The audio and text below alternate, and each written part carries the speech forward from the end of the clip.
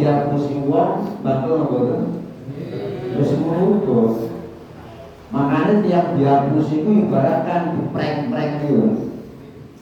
Makanya wong goro gak beneri, gak apik. Delok nek wong liya goro iku ya awake dhewe kan rumangsa dihapusi kan. Padha ae. Nek sampeyan kepengin goroe eleke goro, nang awake lho sampeyan iki yo delok nang goroe wong liya. Wong sekali wis dicap tukang ngapusi, urun diperto. Sampeyan ngapus ono nang bapake ora kira kecuali bapak. Sampeyan beri salah entek oleh ngapusi. Ya, di satu saya ya dunia kan mulai kita ngapusi kan gak bagus. Mending ngomong aja, kamu ya usah ngomong. Wa ilal nafrati ay a'radi nafsika lan maring sengite awake sira saking liyane. Terus wastinqaru kaliso ibihi al-kibri wastinqaruka lahu lan delok maneh lan ngino-ngino sira nang wong kang duwe goro mesti delokno lan ngawak-ngawakake awakmu maring sohib mau wong sing tukang goro.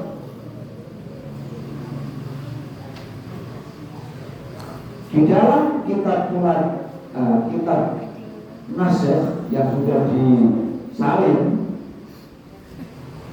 lama ja'a bihi ayminal kibri, yaitu yang termasuk kategori bohong.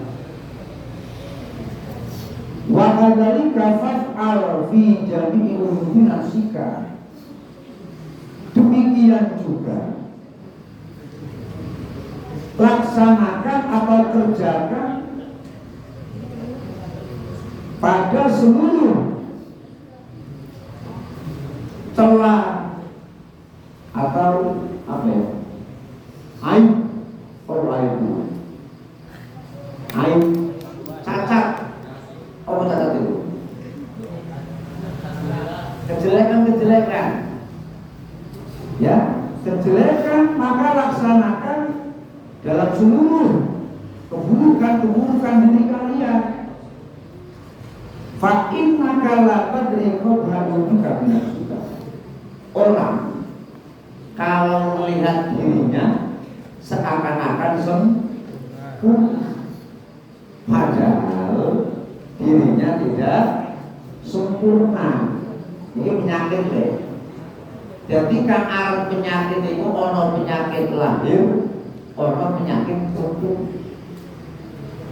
Penyakit lahir barang, lolo moto, lolo gas, lolo tangan, kesemutan, asam Allah, itu lahir. Tetapi kadang-kadang kita tidak paham bahwa kita ini banyak penyakitnya. Apa penyakit kita? Ujub, takabur, pembohong, ya, munafik ini juga. Ini kita membuat bisa. Maka kalau kita ingin tahu keburukan kita, biasanya orang lain yang mengatakan. Tidak mungkin kita mengatakan kita itu orang jelek. Kita mengatakan diri kita ini bagus. Padahal kita banyak keburukan kejelekan. Makanya jangan memandang remeh orang lain. Siapa tahu yang kita remehkan itu lebih hebat daripada kita. Ketika dilihat katanya cukup. Ternyata suhu. Nah, Katolik orang Jawa loh. Padahal pinter banget. Yang gitu-gitu, sendir lah. Padahal pinter dia semua nyaman sudah. Jadi itu biarkan kita biasa, tapi ilmu kita luar biasa. Jangan luar biasa, tapi seperti biasa saja. Ini yang bahaya. Kelihatannya kalau orang cerdas wajahnya, tapi kalau kosong di sini. Ini konsepnya budaya ini kalau terapkan bagus. Makanya budaya itu kita pakai dalam rangka tasawuf, kebersihan hati. Kalian yang melakukan budaya ini coba tinggal pusing, ya. Sekolah, banyak ngaji, sholat, pamitin yang baik sekolah, malah sekolah melancung, belak warung yang orang sekolah. Banyak pamitin yang baik sekolah, angka budaya. Bapak gak urunan di luar apa? Urunan apa nih Pak? Pasti cuma urunan. Ini bohong. Orang yang bohong nanti akan kenalnya sendiri. Bahaya itu. Kamu tidak akan tahu keburukan kalian. Ya, kamu tak tahu min ghairika famastakbatahu min ghairika yastakbu ghairuka. Maka sesuatu yang menurut kamu itu buruk, yang selain tahu, maka yang lain pun akan menjadikan buruk kepada diri kalian. Begitu. Berarti nek awake dhewe ki elek, berarti kadang-kadang orang lain mengambil juga jelek. Lama alata pasti buruk. Ya, jadi kalau ingin tahu kejelekan diri kalian, ya kamu pun juga punya rasa jelek kepada yang lain. Seperti itu.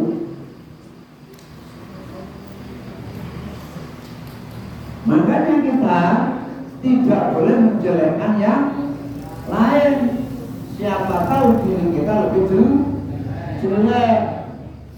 Jangan merasa kita hebat.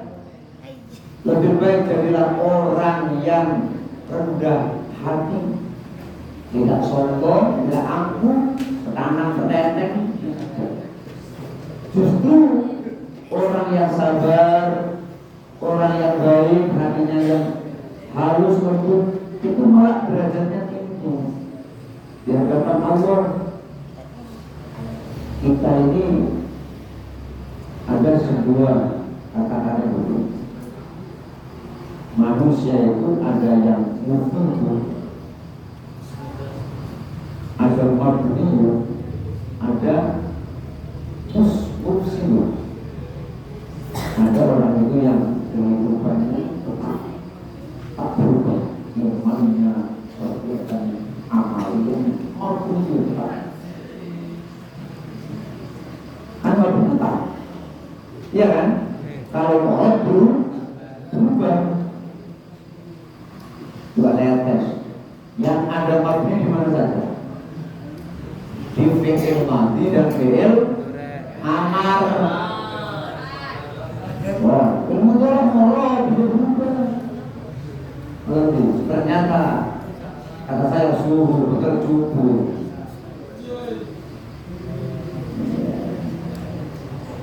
Kalau Allah berubah, al-i'rab wa taghyir awal al-kalimi istilah dari awal yang kita alaiha lafzan atau mabniun. Di dunia ini kita harus mabniun, tetap prinsip. Tak boleh sekali kita mengatakan kalimat la ilaha illallah ila akhir hayat, tetap la ilaha illallah Muhammadur Rasulullah. Kemudian apa konsep yang kedua? Mufid. Jadilah manusia yang memberi manfaat. Maidai. Kan mufid itu maidai mana nih? Bernas, anfaul. Jadi menungso nang dunia itu butuh awal manfaat. Marah sakopo-kopo. Oh sudah di orang terakhir. Mufsidun. Wong tak diatur alias begitu. Wong diatur rusak. Kasus kok, menurut kok, enggak boleh, enggak baik.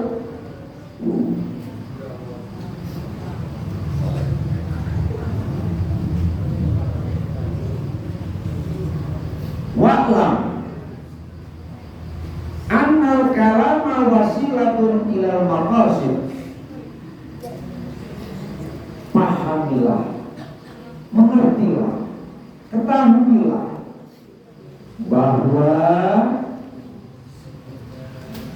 kalam, ucapan ini menjadi perantara kepada tujuan kita. Makanya ucapan-ucapan yang baik itu menjadi doa. Cuma ucap elek-elek, karena ucapan jelek pun juga jadi doa yang jelek. Makanya tidak boleh kita berkata-kata yang jelek, berkata-katalah yang baik, agar ucapan kalian yang baik itu menjadi manfaat baik kepada diri kalian, keluarga kalian semuanya. Contoh, kita mengatakan demikian, ya sudah, mudah-mudahan nanti istrinya lancar. Secara tidak langsung kita mendoakan orang lain, juga mendoakan diri kita sendiri. Kalau kita mendoakan jelek kepada orang lain, maka sebetulnya kita mendoakan diri kita jelek. Jangan pernah mendoakan keburukan kepada orang lain. Kebetulan saya Gus Dur,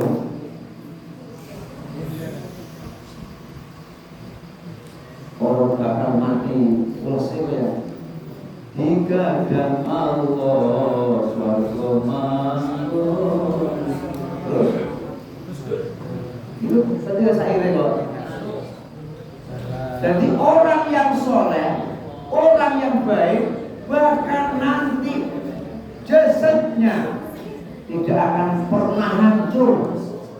Kenapa? Hatinya suci, penuh dengan kebenaran, kebaikan, tempatnya jelas. Tapi orang yang kaki ruwet, hatinya jelek, hatinya pendendam, hatinya emosian, hatinya pemarah, ini sudah rusak. Makanya orang-orang yang soleh, para wali itu tidak pernah disambati marah-marah, tidak pernah. Pernah waktu zaman Hamatikus, almarhum al-Maghfurlah Kiai Munawir Kedung, orang yang merawat sawahnya bilang sama Kiai Munawir, Waalaikumsalam, Bayai, niku mantune dipangan tikus Bayai. Apa kata Kiai Munawir?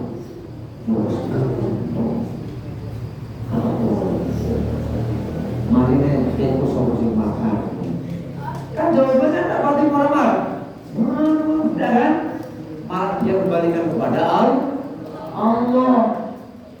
Lumayan tikus merupakan makanan, ya gitu kan? Ya hama itu akan hilang dengan sendiri. Semua ini bitakdirillah. Semua atas izin Allah. Karena dalam Yasin dikatakan, "Idza aradallahu syai'an ayyaqula lahu kun fayakun." Idza arada, ketika Allah menghendaki terhadap sesuatu,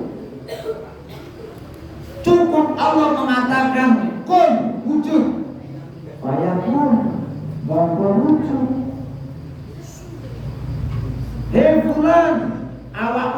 takdir dadi wong iso menggaji, iso. Nek kan dawuh Gusti Allah. Era nek dadi wong sugih, amin Gusti. Nek sing dawuh Gusti Allah. Makanya sampeyan selaku santri ojo cilik ati. Hang yakin nang Gusti Allah. Hang aduk nang Gusti Allah. Ojo sepi ibadah nang Allah. Sholat jamaah ojo tau tinggal. Aurat-aurat rotibul hadati ojo ditinggal. Kelakuan sholat tahan sholat jangan ditinggal. Karena dahulunya Kiai As'ad, siapa yang istiqomah membaca rotibul hadat, kalau dia punya usaha, usahanya tak pernah rugi. Kalau dia menjadi seorang kiai, santrinya ilmunya berkah. Kalau dia jadi petani, pertaniannya sukses. Itu dahulunya Kiai As'ad.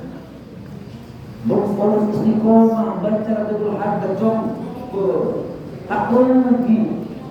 Cari Madura, pada saat ada sama Madura, sekali sekali.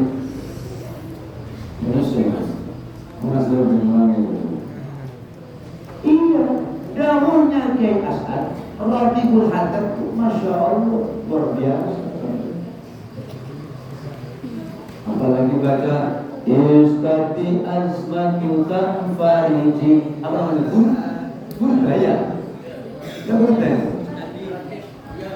Dan budaya itu dibaca. Di pondok-pondok dibaca itu. Makanya selawatan di pondok itu zuhur, asar, ada tuh dibukukan kan dalam buku itu kan. Lam yahtalim. Nah itu terus kalau biar buah kayak barang itu dia rutin itu selawatan rutin itu ciri khas pondok waktu macam alamat anak sholat tidak usah selawatan itu konser selawat itu bukan di sholat masjid. Itu yang benar ajarannya para wali, para ulama itu dipakai. Tidak usah macam-macam. Azan, pondok itu yang enak-enak. Yang suaranya enak dengan azan. Sungguh terlalu. Sampai yang suara enak, ojo makso. Nek makso ajur. Azannya berkesan. Wong bener enak tangga itu mah. Coba azan kamu enak. Allahu Akbar, Allahu Akbar. Para mana yang ngene kan tandem santri ape berdoa. Assalatu wassalamu alaihi. Ini para mana yang bodoh begitu lalu dia. Jadi roba di kang suara-suara enak, lafaz enak, pasang-pasang di kumpulan bagian kiroah, bagian tarikh, bagian azan, hang sing enak-enak minjir. Para tugasnya piyandain, opo ahli pemikir, opo gawe karangan, utawa ahli pidato.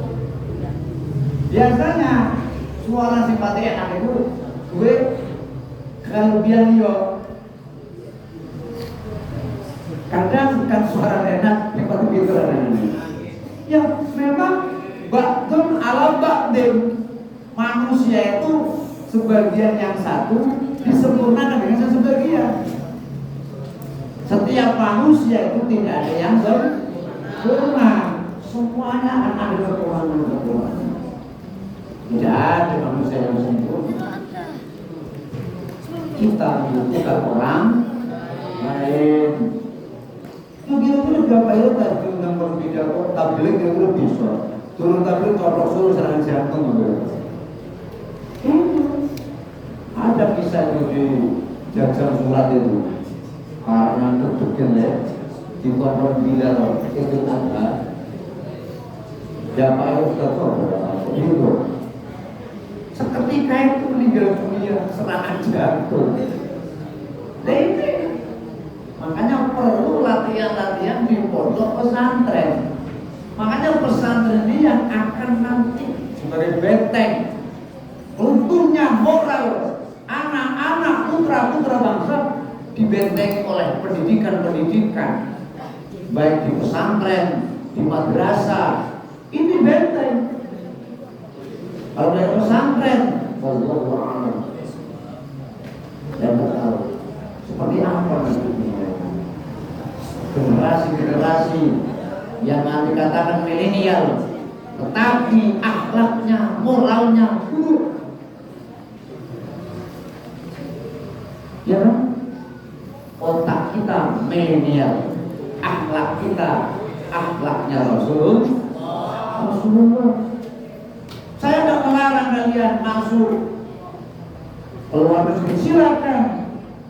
Sekolah SMK yang terbaik, tetapi akhlaknya ikuti perintahnya Rasulullah.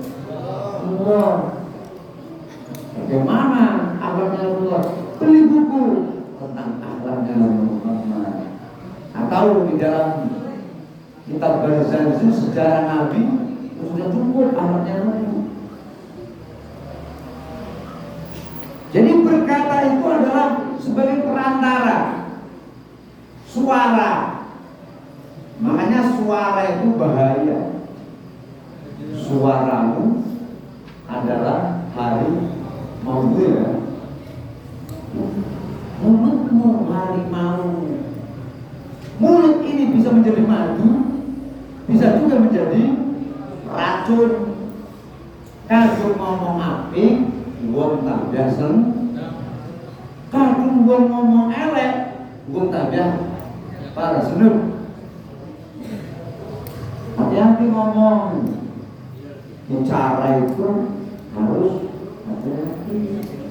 Apalagi gara-gara kata-kata kita banyak orang yang tersinggung. Hati-hati.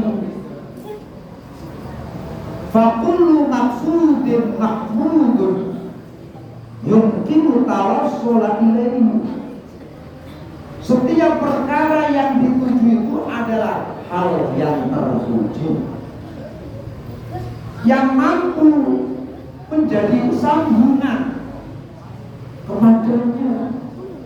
Sampean naik bekerja kepada pimpinan perusahaan, baik, kalian akan naik jabatan.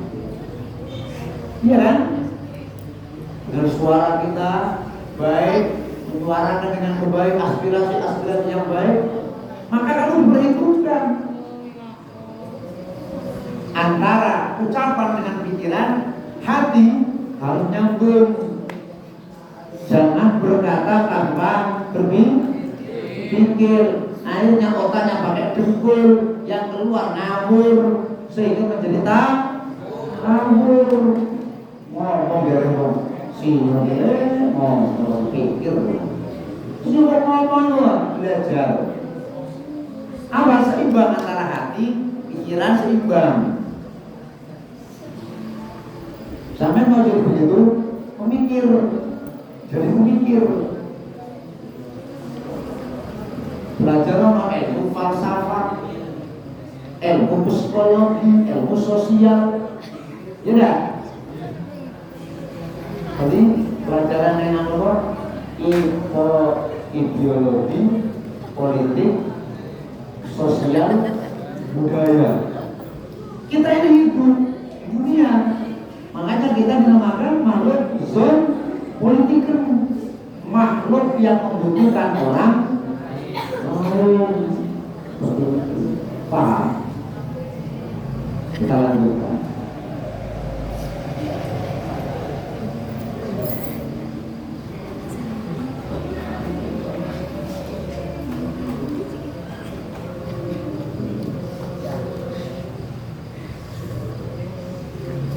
Fal-qidmu fihi haramun li'adamil hajati. Bohong, ngapusi di dalam ucapan itu hukumnya haram. Apa haram itu? Perkara yang apabila dikerjakan mendapatkan dosa alias siksa jika ditinggalkan mendapatkan pahala. Makanya pernah melihat film Ibnu, ada orang gembala yang ngomong serigala, serigala, serigala. Datang kampung itu membawa parang, membawa tongkat, mau bunuh serigala. Apa katanya penggembala? Oh, saya bohongin mau, kasihan deh lu. Suatu hari memang beneran ada serigala. Serigala, serigala. Yang orang membawakan kampung kira, beneran tak kentek loh kampung. Apa? Ya, pertama mungkin orang ikut kepadanya. Tapi kalau orang dibohongi satu kali, tidak akan percaya untuk yang kedua kan.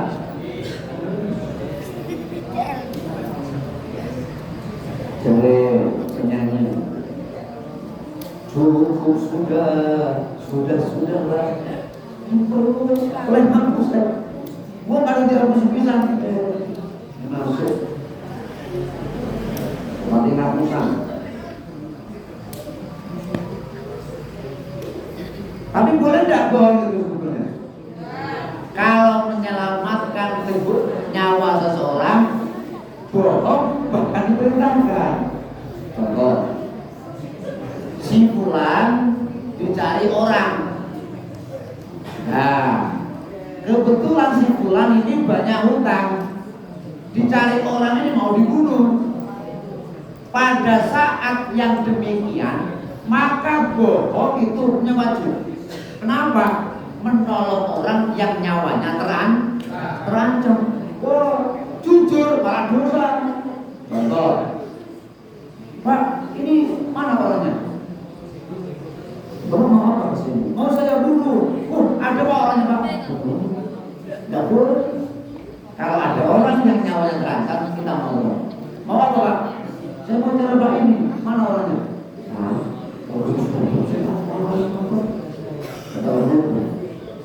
Bohong seperti itu boleh. Apa? Menyelamatkan nyawa seseorang. Berarti tinggal kita bagaimana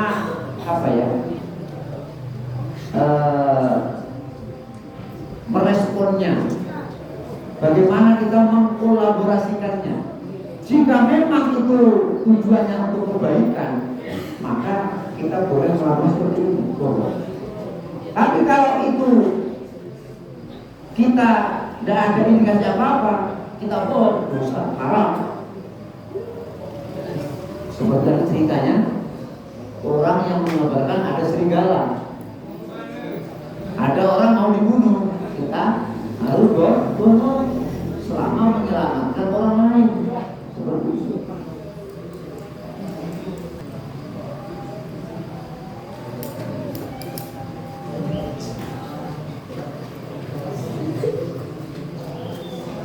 Ingkana lamun ono opo tafsirun ngasilaken tafsiru dari maksudnya ngasilaken mangkono-mangkonokan den tuju ono iku mubahan den wenangake wa wajibun mongko iku wajib.